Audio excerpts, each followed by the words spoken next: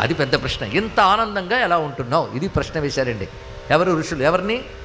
మార్కండేయ మహర్షిని. ఇంత ఆనందంగా ఎలా ఉంటున్నావు? ఆనందంగా ఎలా ఉంటారు? బయట ఇన్సిడెంట్స్ మార్చడం వల్ల ఆనందంగా ఎవడు ఉండడు, బుద్ధి మారడం వల్ల ఆనందంగా ఉంటాడు. తెలుసుకోండి. ఇక్కడ బుద్ధి బాగుంటే ఆనందం, సంఘటనలు బాగుంటే కాదు. సంఘటనలు వస్తూ ఉంటే పోతూ ఉంటాయి. నీ బుద్ధి ఎలా ఉన్నది ఏం తెలుసా?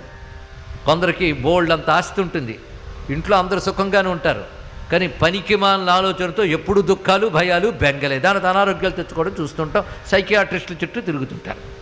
ఖాళీగా ఉంటే వచ్చే రోగాలు కొన్ని ఉంటాయి, వాటి పేరు మానసిక రోగాలు.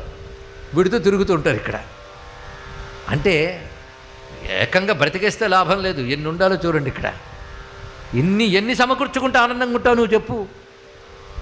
అంటే వస్తువు సమకూర్చడంలో ఆనందం లేదయ్యా, ఆనందం ఇక్కడుంది. అది ఎలా వస్తుంది? జ్ఞానం వల్ల వస్తుంది అన్నాడు ఇక్కడ. కానీ ఎక్కువ కాలం బ్రతికిన జ్ఞానంతో ఆనందంగా బ్రతక